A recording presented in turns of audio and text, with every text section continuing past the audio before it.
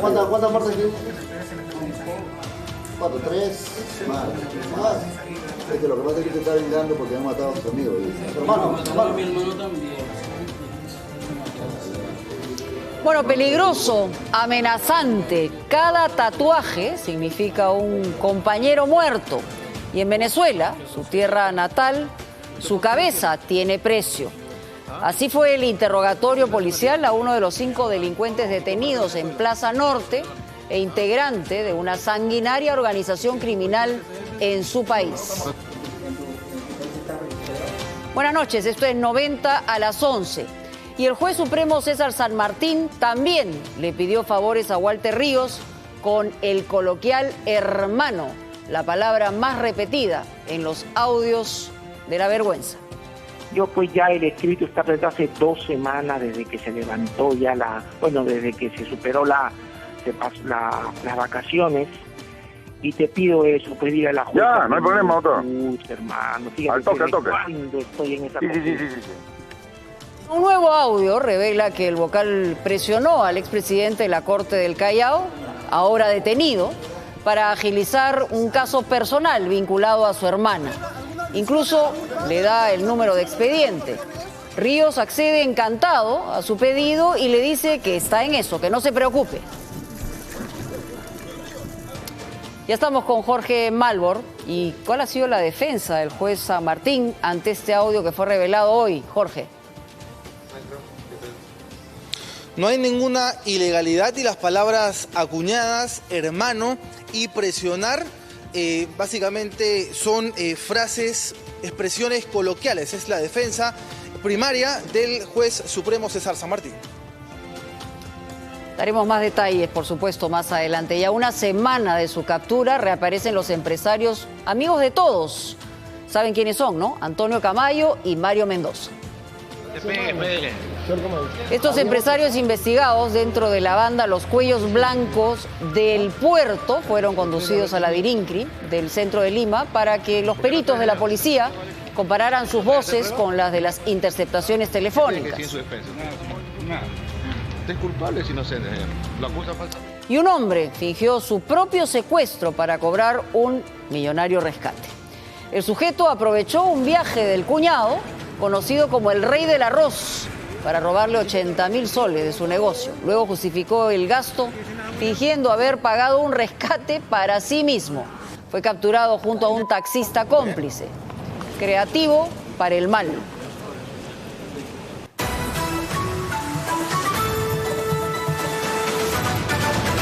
Vamos a comenzar con el desarrollo de toda la información del día de hoy. La mesa directiva del Congreso tuvo que eliminar los beneficios que había extendido la gestión de Luis Galarreta. Los privilegios incluían un policía, un chofer, un auto y vales de gasolina hasta por un año.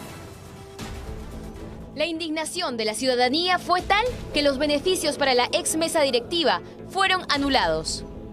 De que el acuerdo ha sido derogar y por tanto esta mesa directiva no va a hacer uso en ningún momento de esos beneficios, ¿no? Y es que un acuerdo bajo la mesa beneficiaba al presidente y vicepresidentes del Congreso hasta un año después de haber dejado el cargo, otorgándoles seguridad de la policía, un vehículo, vales de combustible y un chofer. Un acuerdo de la gestión del fujimorista Luis Galarreta que extendía estas gollerías de 6 meses a un año y que nunca se publicó en el portal web del Parlamento. El ex vicepresidente Mario Mantilla hizo esta reflexión. Esto se ha dado por muchos años, no desde que nosotros asumido el Congreso. ¿Fue un error esto? No lo considero un error, quizás una mala costumbre. Y esa mala costumbre fue criticada por congresistas de todas las bancadas. Nosotros hemos pedido formalmente, por escrito, que nos den las copias de las actas de la mesa directiva. Y esas copias de acta de mesa directiva no nos las han entregado. ¿Por qué ocultar decisiones si estaban tranquilos tomando esas decisiones? Porque saben perfectamente que sacan ronchas. Cualquier punto de vista era oprobioso y vergonzoso. Así que esto, hay que ser sincero, nace con el humanismo durante esa gestión. Yo diría que es hasta una malversación de fondos. Es algo muy delicado. La mesa directiva saliente, integrada por Luis Galarreta, Mario Mantilla, Richard Acuña y Mauricio Mulder, renunció a estos beneficios que empezaron en el año 2008. Yo nunca he sido Recién en esa oportunidad soy mesa directiva saliente, y desde el primer momento me preocupé en no aceptar ningún tipo de ese beneficio. Con las gollerías anuladas, sobra un presupuesto que ahora sería destinado a la compañía de bomberos Roma 2, una medida anunciada por el presidente del Parlamento, Daniel Salaverry, y que fue criticada por algunos congresistas, quienes piden un acuerdo de junta de portavoces para darle un uso adecuado a los recursos del legislativo. Esto se instaura en el 2013, efectivamente, en el gobierno de Humala, pero estas malas costumbres parece que de ellas estamos llenos.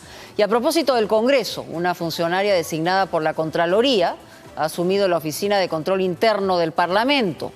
Es el contralor Nelson Schack quien había nominado para el cargo a la auditora Paula Martínez Ramírez. Esta funcionaria asumió hoy y estará a cargo de la fiscalización de compras y contrataciones en el Congreso. Según el vicepresidente de la mesa directiva, Segundo Tapia, va a ser precisamente la Contraloría y no el Congreso quien pague los honorarios de la auditora. Y el Jurado Electoral Especial de Trujillo pidió abrir investigación contra el congresista Richard Acuña. ¿De qué lo acusan? Lo acusan de hacer proselitismo político en favor de su madre, Rosa Núñez, quien, como se sabe, postula a la alcaldía provincial. Este pasacalle tiene algo especial. No solo resalta la belleza de la ex Miss Perú Mundo, Marina Mora, quien postula como vicegobernadora de la región La Libertad. También aparece el congresista Richard Acuña, quien abandonó sus labores parlamentarias para acompañar a su madre, Rosa Núñez, a inscribir su candidatura a la alcaldía de Trujillo por el movimiento Nueva Libertad. Richard está con su mamá y su mamá va a ganar porque Richard nunca ha perdido una elección. Por esta acción proselitista, el Jurado Electoral Especial de Trujillo ha pedido a la Fiscalía, a la Contraloría y al Congreso abrir una investigación en contra de Acuña. Está prohibido que los funcionarios públicos, sea que hayan sido elegidos por voto popular, por designación o por concurso público, cualquiera fuera su modalidad de ingreso a laborar para el Estado, puedan realizar actos de proselitismo político, ¿no?, durante el tiempo en que están ejerciendo como tales. Y aunque está prohibido, al congresista de Alianza para el Progreso no le importó infringir la norma y apoyar a su madre candidata. Es una gran oportunidad para que Trujillo pueda ser conducido por una mujer. Y hasta se comprometió a trabajar con ella. Y ahora con mi mamá como futura alcaldesa, porque tengo la plena seguridad que trabajaremos para lograr ese objetivo. Todo esto ocurrió el pasado 13 de junio, un día de pleno, en el que se revisaron proyectos de ley para erradicar el terrorismo, para combatir el crimen organizado, para conceder el derecho a licencia por paternidad, entre muchos otros. Pero el entonces vicepresidente del Parlamento prefirió ir al asentamiento humano que lleva su nombre, con su novia Brunella Horna y su madre. Y nosotros queremos que a futuro sea nuestro presidente de la República.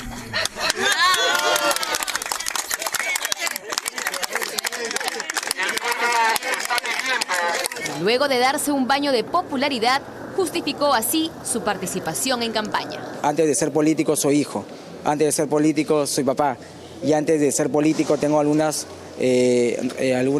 funciones familiares que también me corresponden. Decirte además de que nosotros como políticos, como muy bien lo mencionas, estamos realizando actividades políticas. Acuña dijo que aquel 13 de junio pidió licencia oficial sin goce de haber y negó haber usado recursos parlamentarios para apoyar la campaña electoral de su madre.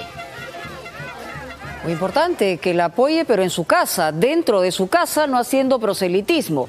Antes de ser político hay que ser un buen ciudadano y cumplir con la ley, congresista Acuña. Y solo en el 2017 los partidos políticos recibieron más de 4 millones de soles de financiamiento privado. Una peligrosa ventana al lavado de activos y, como hemos visto, al crimen organizado. De acuerdo a los expertos, la reforma es imperativa. Todo lo demás es cuento. Consultaremos en esa misma oportunidad a la ciudadanía si está de acuerdo o no con el financiamiento privado de los partidos políticos y las campañas electorales. Martín Vizcarra anunciaba en su mensaje al Congreso por Fiestas Patrias un referéndum sobre un tema pendiente de fines del 2016. La reforma de los partidos políticos, que debía incluir un control en el financiamiento privado de las organizaciones que postulan a la presidencia, sigue en el papel y en la voluntad de nuestros padres de la patria. La claridad sobre este aspecto permitirá fortalecer a estas organizaciones, así como a su legitimidad en los procesos electorales de nuestro país. El estado de los ingresos y egresos de 5 de las agrupaciones que presentaron sus cuentas a la OMPE es una muestra que los aportes privados sigue siendo la mayor fuente de su financiamiento. El partido aprista es el que más ingresos reportó, con 1.572.976 soles durante el 2017. Le sigue Fuerza Popular de Keiko Fujimori con 1.321.907 soles. En el caso del APRA, los aportes en efectivo suman 599.000 soles de los ingresos, mientras que 973.000 por rendimiento patrimonial. El fujimorismo reportó 1.211.781 soles por aportes en efectivo y 110.000 por actividades proselitistas. Mientras tanto, Peronos por el Cambio con 171.000 soles, Alianza para el Progreso 733.000 y el Frente Amplio con 520.000 dan cuenta que de estos 5 partidos, 4.319.811 soles es el monto total de su financiamiento privado. Regular esto adecuadamente es una manera de impedir que entre el crimen organizado a la política, también de generar equidad, porque puede ser que a través de el dinero se compre poder. Para Percy Medina de Idea Internacional, se requiere además de mayores atribuciones del organismo electoral como identificar la fuente de los aportes, un control riguroso de los ingresos y egresos de los partidos políticos y finalmente, sanciones más agresivas. Bueno, agenda para el presidente Salaverry. Jorge Malborg ya está con nosotros y tenemos entendido que en diciembre del año pasado se aprobó esta iniciativa. ¿Y qué ha pasado con esto? El artículo 30 de la ley 3689, publicada justamente el 30 de noviembre del año pasado, el 2017, establece hasta en 4 aspectos en qué caso se puede hacer el financiamiento privado. Y dice lo siguiente: si es aporte en efectivo, solamente puede llegar hasta los 120 UITs, es decir, 498.000 soles. Si es que el ingreso es obtenido por actividades proselitistas, es decir, ya la campaña directa, solamente se puede aportar hasta 250 UITs. ¿Cuánto estamos hablando? De 1.037.000 soles. Y los otros 2 aspectos es por rendimiento patrimonial y por acceso a créditos en entidades bancarias. Pero también dice lo siguiente: fuentes de financiamiento prohibidas. ¿En qué casos? Cuando las personas jurídicas son con fines de lucro y cuando la persona que está a punto de aportar o ya aportó tiene alguna condena vigente o está con prisión preventiva. Bueno, y en otro tema, a 9 días de haberlo propuesto, este miércoles el gobierno determinaría los temas del referéndum en Consejo de Ministros. Un día después deberán ser presentados ante el Congreso para su discusión y eventual aprobación. Consultaremos a la ciudadanía. El referéndum propuesto por el presidente Martín Vizcarra llegará esta semana al Congreso. El Consejo de Ministros aprobará este miércoles los proyectos para que sean debatidos por el Legislativo y así poder decidir sobre las reformas planteadas. Ese referéndum, un mecanismo constitucional que agilizará las 4 reformas presentadas: reforma al Consejo Nacional de la Magistratura, la no reelección de congresistas, financiamiento privado de los partidos políticos y las campañas electorales y la bicameralidad. Reformas judiciales y políticas deberán ser analizadas por el Congreso. Estas pueden ser aprobadas por separado. Aprobar las iniciativas, puede rechazar las iniciativas o puede modificarlas. Y puede o no puede, si lo estima pertinente, aceptar el pedido de que finalmente la decisión final recaiga en el pueblo vía referéndum. De esta manera, la iniciativa debe ser llevada a las comisiones de Constitución y de Justicia. El dictamen que emitan pasará al Pleno del Congreso para su debate y posterior votación. Formas constitucionales se requeriría la mitad más 1 del número legal de miembros del Congreso, siendo 130 con 66 votos. Esta reforma queda aprobada, pero tendría que ser confirmada a pedido del presidente por la ciudadanía vía el referéndum, es decir, convocar a sufragio. De ser aprobada por el Legislativo, el referéndum podría llevarse a cabo junto a las elecciones municipales y regionales el 7 de octubre. El resultado se determina si el 50% más 1 de los votantes ha votado de manera favorable, sin contar blancos y nulos. Si el resultado en el referéndum fuera negativo, no podrá volverse a reiterar las reformas hasta después de 2 años. Si el Congreso rechazara alguna de las 4 reformas presentadas, por ejemplo, la no reelección de los congresistas, los ciudadanos podrían solicitar el referéndum mediante una recolección de firmas del 0.3% del padrón electoral, que sería un aproximado de 60.000 firmas. Más importante, la reingeniería en el sistema judicial y la investigación por narcotráfico contra Gerson Galvez, alias Caracol, ha evidenciado, ha revelado cómo este amenazaba a las autoridades del penal, jactándose también, otro de aquellos, que tenía unos contactos de altísimo nivel. Incluso menciona al entonces presidente Humala. Gerson Aldair Galvez Calle, también conocido como El Doctor por el grupo de escuchas de Constelación, pudo registrar su poder frente al Instituto Nacional Penitenciario con su bomba letal, como él le decía, para no ser trasladado de su bastión criminal en Sarita Colonia. Y todo ello con sus supuestos nexos cercanos a la presidencia de la República. Sabe porque él maneja todo el limpio, pues él es el que maneja todo. Y él sabe bien, otra cosa que se hace el tontito cuando no le conviene. Sí, qué bien que sabe hablar, si él habla muy bien, habla. Él sabe, pero se hace el tonto, pues. Se hace el tonto. ¿Por qué? Porque no le conviene. ¿Me entiendes? Claro, pero como te digo, ahí el operativo y el que puede lograr todo lo que tú estás pidiendo es Cabanillas. Por eso mismo, pues, pero yo no puedo. Así como ellos hacen su chamba y conversan entre ellos, ¿no? Entonces él también tiene que hablar con el presidente y decirle, Cabanillas, él quiere negociar y yo tengo un arma bien grande, bien letal, porque cuando dije a Cabanillas, le voy a decir a Paolo que llamo mala, Cabanillas dijo, no hace eso. ¿Ah? ¿Por qué? Porque Humala los llamaría y los apagaría. Porque Humala no le decía a Paolo, no, tú estás loco, ¿cómo va a hacer eso? Jamás en la vida. No, ¿sí o no? Por supuesto. ¿Y cómo quedarían ellos? Ya no podrían venir a decirme nada. ¿Sí o no? O si no, ¿sabes qué? Que le diga. Si no, ¿sabe qué, señor presidente? Humala, llámelo usted al señor Magán y pregúntele a él quién es ese señor, quién lo ayuda más en todo el Callao, si no es él. No, pero pues, lo que pasa es que yo le dije eso por psicología nomás, pero yo estoy guardando esa llamada para cuando yo me vaya para café. Bueno, vamos a hablar de otros capturados. A una semana precisamente de esta detención, los empresarios Antonio Camayo y Mario Mendoza fueron interrogados en la Dirincri. En esta sede policial se realizaron diligencias para confirmar que sus voces correspondan con la de los audios de la investigación de los cuellos blancos del puerto. El primero en salir, como vemos ahí, es Mario Mendoza, quien en un momento se mostró hasta desafiante con la prensa. Le siguió el paso alias Toñito Camayo, quien a diferencia de Mendoza, lucía como en su detención absolutamente desencajado. ¿Quién es el culpable de todo esto, señor Camayo? Y nuevos protagonistas en los audios de la vergüenza, de la corrupción. Una interceptación publicada en la página de Facebook Manifiesto demuestra una conversación entre el vocal supremo César San Martín y el hoy encarcelado Walter Ríos. San Martín pide presionar para que el caso de su hermana avance rápido.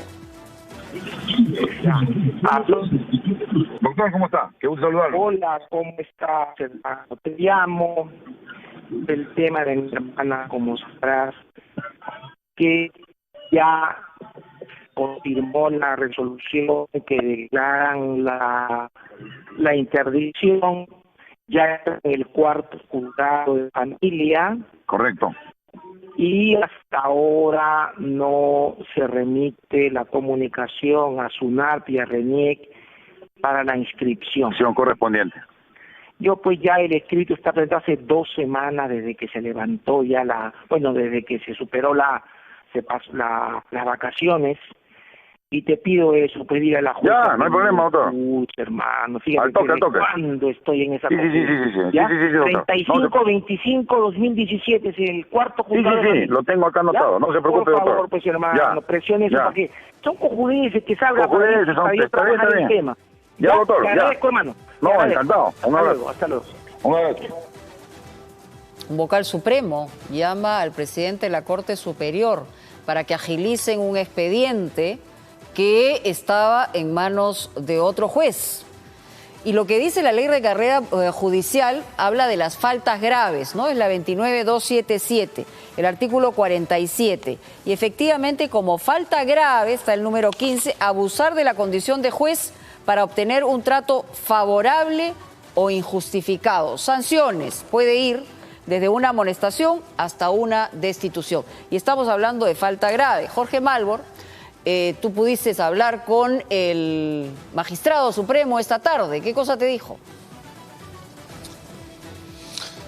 El juez supremo nos atendió muy cordial, bastante sereno a través del hilo telefónico y nos mencionó justamente, digamos, un estilo muy didáctico. Recordemos que además de vocal es catedrático, las razones por las cuales él se comunicó con el expresidente de la Corte del Callao, Walter Ríos Montalvo, y señaló que era básicamente para ver una causa propia, una causa netamente familiar que ya había expirado, que ya había terminado y que solamente necesitaba notificarse. Era básicamente un trámite muy sencillo y que faltaba justamente esa celeritud, y que mencionó que cualquier ciudadano peruano tiene, digamos, la atribución de pedirle a la sala penal que acelere, y él justamente tomó esa atribución como ciudadano, además para hacerle esa mención a Ríos Montalvo. César San Martín también dijo que lo conoció a Ríos Montalvo solamente en actividades protocolares, formales. Recordemos que ambos son miembros del Poder Judicial, y que el término acuñado hermano, muy usado en esta institución, solamente era una expresión coloquial. ¿Usted es amigo del señor Walter Ríos? No, fíjese, revise usted a quién se llama, es mi secretaria que llama a su secretaria, claro, al despacho de la presidencia de la Corte. El vocablo hermano en términos nacionales, en términos coloquiales se utiliza, pero una cosa es ese trato, es esa expresión, y otra cosa es si refleja algún vínculo distinto, personal, llamo a su oficina. Si hubiese sido un amigo personal, lo llamaría directamente, ¿no es cierto? Yo no sabía. Bueno, en realidad no cualquier ciudadano tiene el celular del presidente de la Corte Superior. No cualquier ciudadano es llamado por un supremo. Digamos que en la jerarquía está incluso por encima. Entonces, las cosas hay que ponerlas en la perspectiva adecuada. Aquí al menos hay una falta. Y algunos señalan que podría incluso configurar una presunción de delito de tráfico de influencias, pero eso lo ve la justicia. El presidente de la Junta de Fiscales de Piura también está siendo cuestionado por un nombramiento. Él designó como nueva fiscal del distrito de Catacaos a esta señorita, María Espinosa Paz, una asistente de fiscal que tiene un proceso penal pendiente, nada menos que por falsificación de documentos. Parte del escándalo comenzó con estas fotografías, también difundidas en redes sociales, que los vinculan sentimentalmente precisamente al presidente de la Junta de Fiscales, Guillermo Castañeda, con esta joven fiscal. Él hizo esfuerzos para defender esta designación. Hay como 10 periodistas de todos los medios y les he mostrado con documentación que la doctora, que según algunos medios dicen que tiene antecedentes, toda la información oficial que se les he mostrado acreditan que no lo tiene. No tiene antecedentes penales, no tiene antecedentes judiciales, no tiene procesos en trámite, no tiene sanciones administrativas. Eso dicen los documentos. Pero proceso ellos, civil. Si tuviera un proceso civil, tampoco la desacredita. Si tuviera un proceso civil, el proceso civil no es motivo para pedir su cese. Si tuviera un proceso penal en trámite, sí, porque el requisito que te piden es no tener declaración jurada de no tener proceso penal en trámite, ¿ya? Si lo tuviera, y si se me acredita que lo tiene, incluso voy a pedir a la Corte, no solamente a la Corte, a control interno, que ya lo he pedido antes, pero lo voy a pedir, si se acredita que está, yo pido que se le cese en el cargo. Bueno, y volviendo a otros escándalos que habíamos dejado en pausa, Lavajato, por ejemplo. La comisión del Congreso va a reanudar sus sesiones el miércoles, pasado mañana, con 2 fiscales como invitados. ¿Quiénes son? Uno es el fiscal Pedro Chávarri, quien deberá responder sobre las decisiones tomadas sobre el caso Lavajato. Y también ha sido citado el fiscal Rafael Vela, que es el nuevo coordinador del Grupo Especial de este caso tan grande y tan importante para el país. Él va a dar detalles sobre el reinicio de los acuerdos de cooperación con Odebrecht y las demás firmas brasileñas envueltas en este escándalo mundial, podríamos decir. Y hay novedades sobre el indulto humanitario concedido a Alberto Fujimori, quien además desde el sábado está internado en una clínica, en la Clínica Centenario, por una descompensación cardíaca. La Corte Suprema admitió a trámite el pedido para revisar la legalidad de la gracia otorgada en diciembre del año pasado por el expresidente Kuczynski. Esto en cumplimiento de un fallo de la Corte Interamericana de Derechos Humanos. Alberto Fujimori ya ha sido notificado para que en un plazo de 5 días exponga o absuelva dudas sobre este procedimiento que le otorgó la salida de la cárcel, la libertad. El Ministerio de Justicia también debe remitir un informe sobre el indulto. Y ahora encendemos los motores en nuestra ruta electoral. Y vamos a hablar del teniente alcalde de La Victoria, Harry Castro, quien tomará las riendas de este distrito tras la captura de su alcalde, Elías Cuba. Como primera medida, él ha anunciado que va a suspender el cobro de parqueos. La posibilidad de suspender el cobro de la tasa de parqueo y el cobro de la tasa de los residuos sólidos. Temporalmente. El teniente alcalde Harry Castro y este equipo de regidores tendrán la difícil tarea de reordenar el caótico distrito de La Victoria. Harry Castro anunció cuáles serán las primeras acciones que realizará su gestión en los casi 4 meses que le quedan. Uno, que va a ir a la Contraloría General de la República para que intervenga en el tiempo más breve y haga una auditoría a esta gestión. Y lo segundo, que es un documento al ministro del Interior, porque necesitamos logística para enfrentar toda esta situación. La captura del alcalde Elías Cuba, acusado de liderar una organización criminal dedicada a cobrar cupos logrando obtener sumas ilegales de 25 millones de soles al año, dejó al distrito en emergencia y convertido en tierra de nadie. Encargado del municipio hasta diciembre próximo, Castro ya había sido opositor a la gestión de Cuba Bautista, pues hace 2 años estuvo detrás de un intento de vacancia. El motivo, el alquiler de varias calles sin acuerdo del Consejo. Todos los funcionarios que son gerentes, ellos van a ser retirados. Son aproximadamente 36, 37. Son funcionarios de confianza que han sido designados por el alcalde. Otra titánica tarea será reordenar el emporio comercial de Gamarra, actualmente hecha un caos. Al mismo tiempo, La Victoria podría ser declarada en estado de emergencia, una posibilidad que deberá evaluar el gobierno central.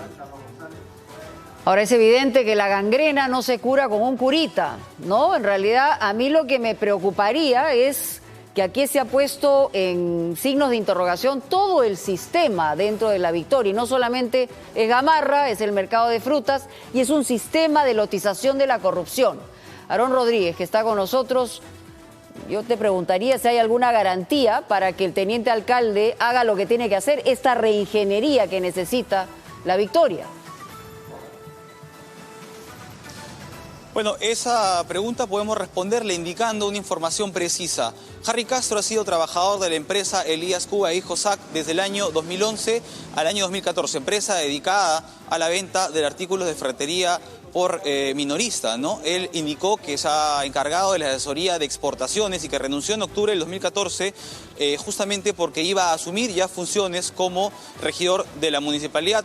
También hay que indicar que llegó a ser regidor de la Municipalidad de La Victoria por el Partido Solidaridad Nacional, es decir, integró la lista hacia el municipio del exalcalde.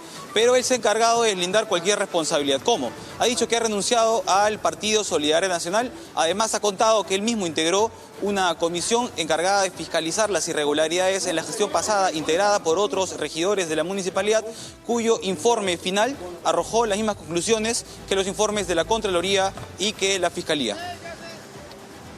Bueno, y como es evidente y no podía ser de otra manera, la hija de este detenido alcalde de La Victoria salió en defensa de su padre. Anoche, en Punto Final, la vimos y aseguró que no hay pruebas contra su papá. E insistió que ella está limpia y puede seguir adelante con su aspiración a un cargo público.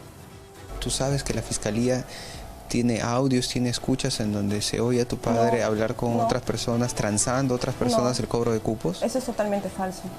Bueno, como te digo, eso ya se verá. Pero la Fiscalía ha dicho que tiene esos audios. Pero no es más, las transcripciones. No están asegurando nada. Ahí puede haber muchas conversaciones, pero no hay que implique su culpabilidad. Esta es mi casa, estos son mis muebles, mi televisión. ¿Dónde está el lujo? Por acá es mi humilde jardín. No tiene nada de lujo.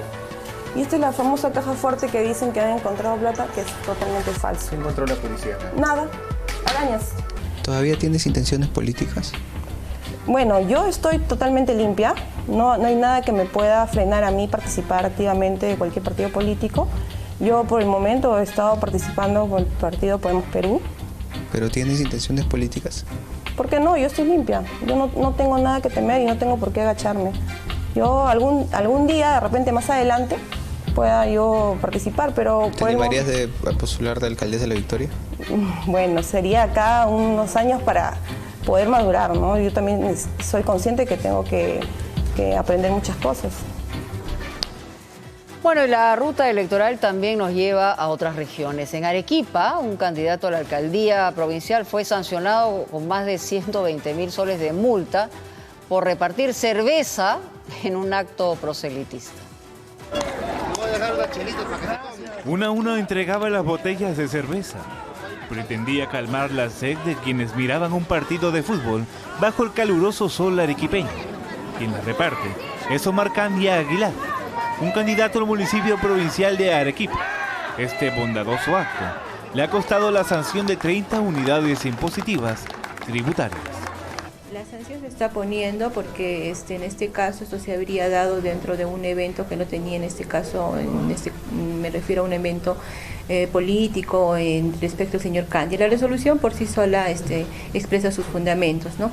Y bueno, en todo caso el jurado examinado, estamos ante un caso de dádivas. En general las dádivas están prohibidas, la norma establece excepciones. Consideramos que no se encuentran de las excepciones que la ley contempla y por eso es que en este caso se ha sancionado. El aspirante al sillón provincial afirma que fue invitado al evento deportivo como padrino y a pedido de los organizadores de la fiesta, regaló las cervezas. El propio jurado dice no es la multa por este hecho, sino que la sanción es por utilizar infraestructura del Estado. Y así me notifican. Y yo hago mi descargo respecto de lo que me notifican. Sin embargo, cuando me llega la sanción ya no es por utilizar infraestructura del Estado, sino es por estar en un acto no proselitista. Entonces, por entregar dádivas en un acto no proselitista. Entonces, acá vemos que hay una incompatibilidad. Candia Aguilar ha apelado la penalidad impuesta por el ente regulador, pues asegura que es un abuso en su contra. En los próximos días se conocerá la decisión del Jurado Nacional Especial de Arequipa. Bueno, recordemos que en la carrera electoral presidencial salió un candidato por regalón, por repartir dinero, y otros casi salen por repartir tuppers, así que, digamos, antecedentes hay. Vamos a ampliar lo que les contamos al comenzar el programa, y es en el ámbito policial. Precisamente esta institución interrogó a 5 venezolanos detenidos en Plaza Norte. Se confirmó que pertenecían a esta sanguinaria organización criminal llamado Tren de Aragua. Los agentes los están vigilando con extremas medidas de seguridad porque es absolutamente evidente que son de alta peligrosidad. Poner poco pistola, poco bicho. Lo malo es que no tenemos, mamá. Son miembros de una de las redes criminales más sanguinarias de Venezuela y no tienen el más mínimo temor de matar a sangre fría a quien se interponga en su camino. ¿Qué hacías ahí con tu grupo en Plaza Norte? Edinson Agustín Barrera, alias Catire, es un ejemplo de ello. Basta observar los tatuajes en su cuerpo para darnos una idea de lo violento y despiadado que puede ser este delincuente. Arlequines malignos, mujeres sombrías con los ojos heridos y varias calaveras perversas adornan su cuerpo.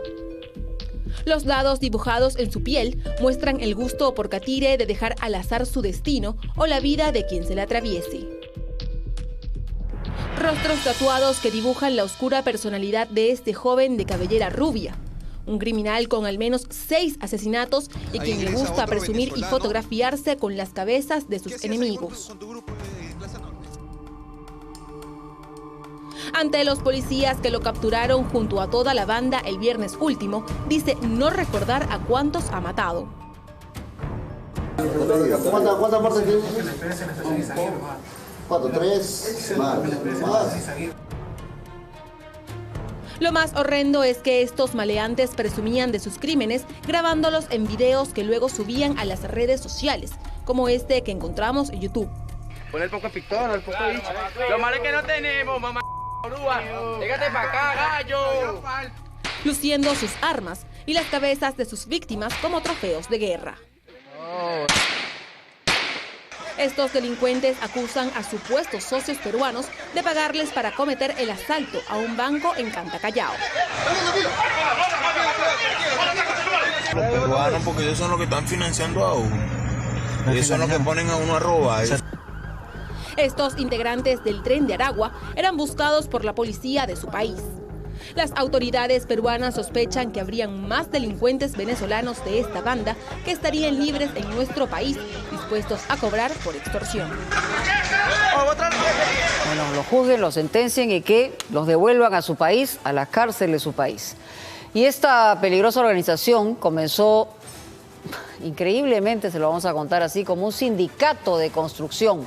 Desde Caracas, Marieta Puche nos cuenta más sobre este llamado Tren de Aragua. Un saludo para nuestros amigos de Latina desde Caracas, Venezuela. A esta hora les podemos comentar que la banda del Tren de Aragua es una agrupación de delincuentes que se formó en el centro de Venezuela y que se dedica a extorsión, secuestros, robos y asesinatos. Lo que comenzó como un sindicato durante la construcción de un tren que no ha sido finalizado, derivó en una de las organizaciones criminales más temidas del país. Su principal forma de financiamiento es la extorsión y, de acuerdo a informaciones de prensa, muchas de sus operaciones son dirigidas desde una de las cárceles del país, ubicada en la zona de Aragua conocida como Tocorón. Cuerpos policiales han desplegado distintos operativos para intentar desmantelar esta banda, pero como el Tren de Aragua está conformado por varios grupos, se ha complicado el trabajo de los cuerpos de seguridad para detenerlos. Es la información que manejamos a esta hora. Se despide de ustedes para Latina desde Caracas, Venezuela, Marieta Puche. Muchas gracias, Marieta. Bueno, varios de estos sujetos tienen actitudes psicopáticas y eso hay que tenerlo claramente establecido. Y hay también pues esta creatividad para el mal, y parece que no tiene límites. Un hombre fingió su propio secuestro para robarle 80.000 soles a su cuñado, un comerciante conocido, que era un comerciante de arroz en el mercado de Unicachi. La policía descubrió la farsa y lo detuvo junto a un taxista que era cómplice. Así, enmarrocado y bajo una fuerte custodia policial, terminó William Luis Guamaní Alca, de 28 años, tras robarle más de 80.000 soles a su cuñado, el rey del arroz, con el cuento del secuestro. Y al verse capturado no dudó en mostrarse hostil y hasta insultó a la prensa. ¿Te sientes arrepentido, avergonzado de haber robado? Todo ocurrió cuando el agraviado tuvo que viajar al interior del país y dejó a su hermana a cargo del negocio familiar. La joven decidió pedirle ayuda a su pareja, William Guamaní, sin imaginar que, lejos de ser un apoyo para ella, terminaría traicionándola. Fue a través del propio teléfono de Guamaní que unos supuestos secuestradores se contactaron con el empresario para hacerle saber que le habían robado más de 80.000 soles de su negocio y que además se habían llevado a su cuñado. Había recibido unas llamadas como que su cuñado, William, había sido secuestrado, lo cual esto ha sido desbaratado, está coartada, y se llegó a determinar que el dinero que había sido sustraído de la tienda del señor Wilmar había sido remitido en la agencia Palomino a la ciudad de Andahuaylas. Aunque parezca increíble, William Guamaní no tuvo reparos en fingir su propio secuestro y pedirle a un taxista que llevara el dinero hasta Andahuaylas a través de una agencia. Gracias a la rápida acción policial, tanto William como el taxista, identificado como Crisólogo Matute Alguay, fueron capturados y ahora deberán pagar las consecuencias de su accionar. Hay que destacar el trabajo que está haciendo las últimas semanas la policía. La verdad que estamos viendo muchas cosas terribles en el país, pero hay operaciones que están deteniendo delincuentes. Y este es uno de ellos también. Romina Rossi, ¿qué detalles hay de esta farsa, de este autosecuestro? Así es como tú mencionas, Mónica, buena la acción de la policía fue cuando estaban interrogando a William Luis Wamani Alca, que él finalmente no supo qué responder y terminó confesando el crimen. ¿Cómo fue que él armó toda esta treta? Él y su pareja cerraron el negocio un día y él no colocó los candados de ese negocio. Entonces regresó más tarde junto a su cómplice apodado taxista Crisólogo Matute Alguay, robó el dinero y luego junto a su cómplice se fue a una agencia de La Victoria. Con todo el dinero en efectivo lo pusieron en una caja e iba a ser trasladado a Andahuaylas, donde ya habían contactado con otra persona que se agenciaría pues de este dinero. Pero ¿qué fue lo que pasó? Lo que no supo hacer bien, lo que no armó bien en esta coartada que él había hecho era que durante las llamadas de supuestos secuestradores no pedían ningún rescate ni mencionaban qué era exactamente lo que querían. Además, luego lo soltaron por chorrillos y no supo bien cómo responder a la policía. Fue por eso que finalmente cayó.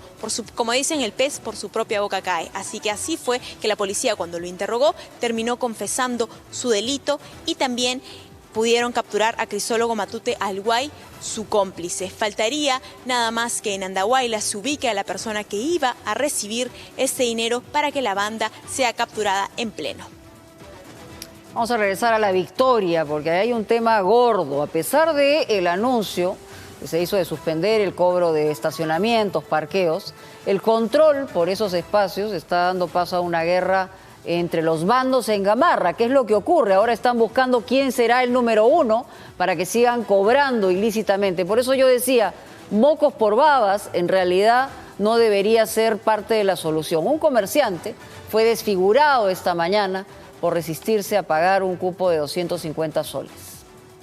El día jueves que no detenían al alcalde, ¿cuánto pagabas por día en Gamarra? 3 soles nada más. ¿Y ahora cuánto te quieren cobrar? 250, la chica que me puso. Y si no pagan los cupos, sencillamente intentan matarte. Este hecho se registró la tarde del sábado en Gamarra, un día después que capturaran al alcalde de La Victoria, Elías Cuba. Este vendedor ambulante, quien trabaja desde hace 6 meses en Gamarra, terminó desfigurado tras recibir un profundo corte en la frente por no pagar el cupo del día. No diciendo que tienen que pagar, no, lo que vamos a pagar es esa cantidad. Y ya, y la chica se fue así molesta, se fue molesta. Ya, nosotros lo hicimos, seguimos trabajando nomás. Y a la hora y media aparecieron estos patas y de frente se vinieron a golpearme y no sé, me tiraron o no sé. La víctima y su esposa han identificado a los responsables de esta agresión, quienes dicen además están detrás del cobro de cupos a los ambulantes. El comerciante herido ahora no puede continuar con sus labores y teme por la vida de su familia. Me duele la cabeza, me duele la nuca, me duele la espalda. Y no puedo comer bien también porque tengo dolor toda la cara y ya tengo ganas de vomitar. Por increíble que parezca, el cobro de cupos continúa en La Victoria y con precios elevados. Después de la captura del alcalde ha empezado una guerra por la disputa de estos cobros ilícitos en parqueos y ambulantes, en donde serenos extorsionadores continúan impunemente en esta selva de cemento. Claro, antes había un jefe y ahora todos están pugnando por volver a ser el jefe. Contraloría debería entrar de fondo en esta circunstancia que está ocurriendo en La Victoria, que debe ser seguramente replicada en otros distritos del país. Pero bueno, intentan volver a una especie de normalidad este emporio que además se mueve al año 5.000 millones de soles aproximadamente, pero sigue sufriendo robos, enfrentamientos entre comerciantes, formales e informales. Los formales pagan sus impuestos, los informales pagan coima. Además, las ventas también han sufrido. Lleva 20 años vendiendo ropa para bebés en Gamarra.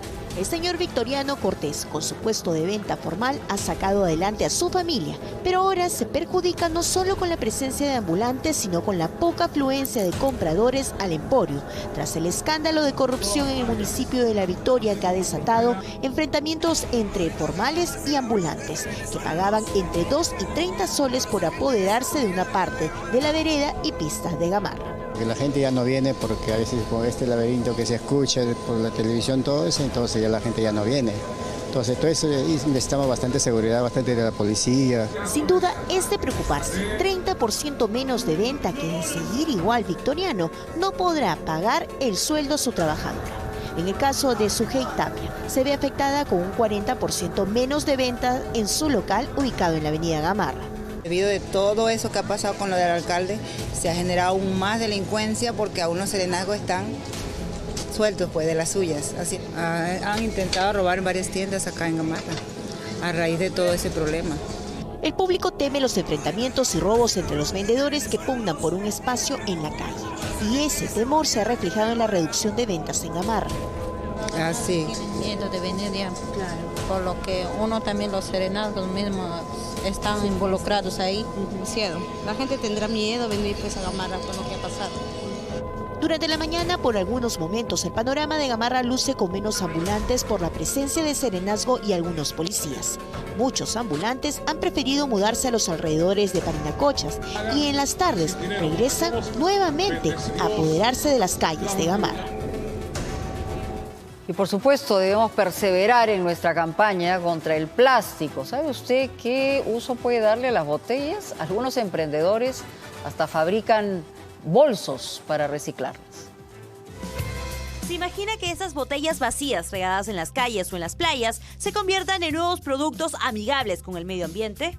Así es, con tan solo 7 botellas usted puede tener un bello bolso, con 14 una mochila y con 20 botellas una práctica lonchera para llevar el almuerzo y así formar parte de la campaña Menos Plástico, Más Vida. Pero ¿cuál es el proceso para convertir estas botellas de plástico en estos productos? Cada 20 días aproximadamente recibimos una gran cantidad de botellas de los recicladores, de las cooperativas recicladores que hay en muchas partes de Lima. Se limpian y se trituran. Y preparamos lo que le decimos escamas o pellets. Una vez listas las escamas PET, estas se convierten en fibra de plástico, que luego de un tratamiento en planta se clasifica según la textura y versatilidad en Ecotex y Recitex.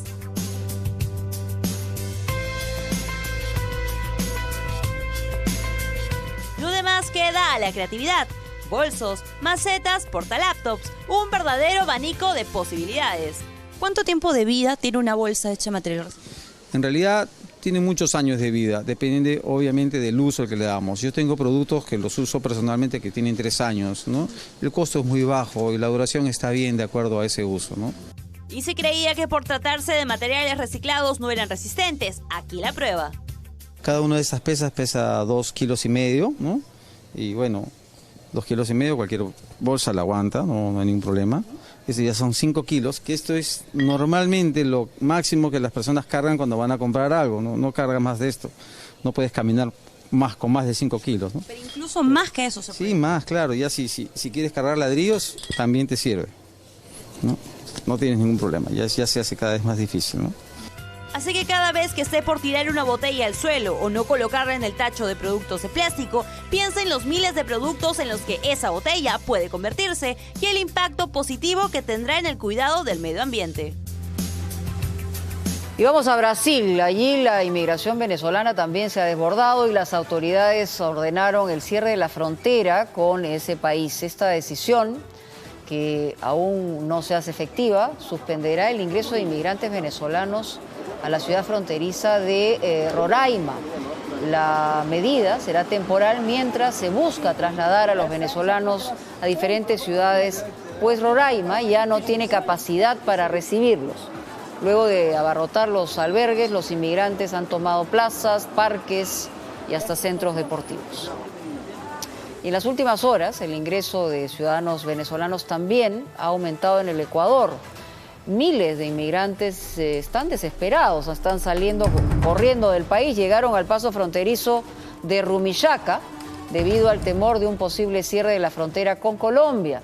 Familias enteras, ahí vimos con niños, han tomado las calles, están durmiendo en las plazas, también en los parques, a la espera de hacer o de que les sellen sus pasaportes para poder continuar viaje hacia Quito, Guayaquil y finalmente llegar hasta el Perú. En Italia, una cámara de seguridad captó una explosión de un camión cisterna en una autopista en Bolonia. Ahí lo vemos, tremendo. El vehículo, repleto de sustancias inflamables, chocó con otro camión que explotó por el impacto y el fuego terminó provocando una explosión mayor. El incidente dejó 2 muertos y decenas de heridos. Tremendas imágenes. Y en segundos vamos a regresar con Eddie Fleischmann. ¿Qué pasará con Ricardo Gareca? Lo vamos a tener aquí en nuestro bloque deportivo. Comenzamos hoy con él. Nos traerá las ultimitas. No se muevan.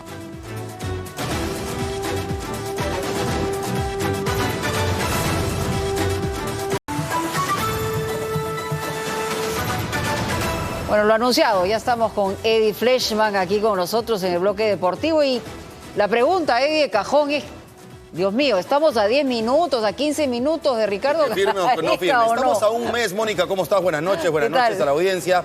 Estamos a un mes del duelo amistoso ante Holanda y a 33 días de jugar contra Alemania y todavía no hay una respuesta de Ricardo Gareca. ¿Qué puede estar sucediendo?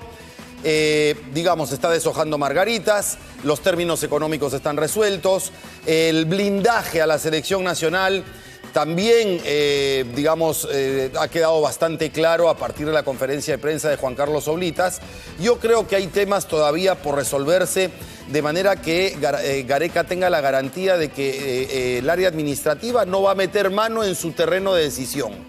En cuanto a la parte, ¿no? Porque ha habido algunos amagos durante la eliminatoria y durante el Mundial que lo incomodaron a Ricardo Gareca, pero estaba en pleno proceso. Ahora, ya con una clasificación en las espaldas y con una garantía y una credibilidad ganada, Ricardo Gareca pretende que a nivel doméstico se resuelvan una serie de problemas también del torneo local, porque si no la competitividad también se va a ver afectada. Esperemos, lo más probable es que mañana hay una respuesta con respecto a la continuidad de Ricardo Gareca, pero que también tendría que venir de la mano con la continuidad de Juan Carlos Oblitas, que es fundamental. Es un tándem que uno nutre al otro de confianza para seguir trabajando. Ahora te cuento que Paolo Hurtado va a jugar en la Liga de Turquía. Finalmente de Portugal fue a Estados Unidos. Parecía jugaba en la Major League Soccer, ha firmado porque el Kocaelispor, un equipo que pelea en la parte alta de la primera división de Turquía, que ha estado jugando en la Europa League en los últimos años. Su mejor temporada fue en el 2016-2017. Paolo Hurtado era capitán en su equipo en Portugal, pero emigra a una liga económicamente más importante y en Turquía sin duda va a tener nuevas oportunidades de crecer en lo profesional. Semana clave también para Paolo Guerrero, porque el día 10 tiene que definirse si continúa o no en Flamengo. En Flamengo quieren, acogerse a una ley en Brasil que lo obligaría a que cumpla con los 6 meses de contrato que se vieron truncos mientras estuvo sancionado. La ley contempla esa posibilidad. Tenemos un informe al respecto. Conocida la normativa en Brasil que indica que si un jugador acumula 7 cotejos con un club, no puede ser inscrito por ningún otro. Paolo Guerrero vive días complicados. El delantero peruano lleva 6 partidos con Flamengo y de jugar uno más, no podría aceptar alguna oferta de Internacional de Porto Alegre, Santos o Palmeiras, equipos que ya sondean al jugador. El vicepresidente del club, Ricardo Lombe, asegura que siguen negociando con el futbolista. Flamengo tem interesse na permanência do atleta. Então, quarta-feira, o contrato está válido, o jogador tem condição de jogar. É interesse do Flamengo que ele jogue. Sin embargo, la preocupación pasa por la voluntad del delantero para jugar con Flamengo, pues según el periodista Anselmo Gois de O Globo, los exámenes de Guerrero no arrojaron ninguna lesión en el muslo izquierdo, por la que habría fingido una, motivo por el cual no jugó los últimos 2 partidos con el Mengao. Jogador extremamente profissional, todo o período que esteve aqui com a gente. Sempre se portou da melhor maneira possível e eu me recuso a acreditar nesse tipo de postura. Como eu disse, o atleta tem contrato válido com a gente espera ele à disposição para quarta-feira. Asimismo, Flamengo tiene la intención de renovarle hasta finales del 2019. Guerrero los siguientes 3 años. Ninguno cede. Además, el club tendría otra salida para quedarse con el futbolista, pues analiza la posibilidad de extenderle automáticamente el contrato con el Ariete en base al periodo en que Guerrero se quedó sin jugar por haber sido castigado por dopaje. Así se aseguran que el peruano no refuerza a ningún rival directo, por lo menos hasta fin de año. Ahora, Se están midiendo, ¿no? Paolo, Flamengo, están viendo de qué manera. El 10 vence su contrato. Paolo Guerrero, si juega un partido más con Flamengo, ya no puede jugar por ningún otro equipo en el torneo vigente. Entonces, a él lo acusan de haber fingido una lesión para no estar actuando. Y Flamengo quiere recuperar el tiempo perdido. Esos 6 meses en los que no pudo jugar porque estaba suspendido, el Flamengo quiere extenderlos para que se quede hasta fin del 2018. Hay que ver, el día 10 habrá una respuesta definitiva. Claudio Pizarro estuvo en un diálogo con sus tuiteros y dio una respuesta con respecto a si piensa volver a la selección. Él cuenta un poquito su trayectoria. El no ir al Mundial, dice, fue lo más difícil que me tocó. No creo que vuelva a jugar en la selección. Y eso es una cuestión natural, más allá de que con 40 años va a seguir en el Werder Bremen, el equipo que lo vio debutar en el fútbol alemán y con el cual probablemente cierre su carrera. Con 40 años es un tremendo mérito en cuanto a la vigencia de la carrera profesional en el primer nivel. Sigue siendo Pizarro el futbolista peruano mejor ubicado en ligas internacionales. El partido entre Alianza y UTC, hablamos del torneo local, se había programado para este miércoles, ahora resulta que debido a que Defensa Civil considera que la dotación policial no va a ser suficiente, no hay garantías.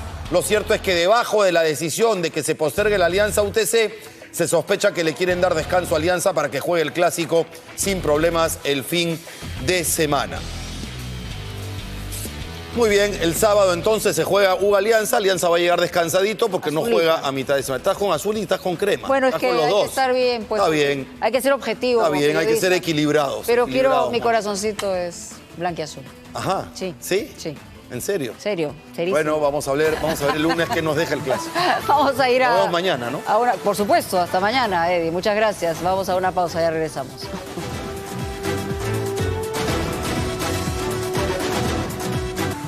Muy bien, amigos, muchas gracias por estar con nosotros. Hasta mañana, a la misma hora. Los esperamos. Chao, chao.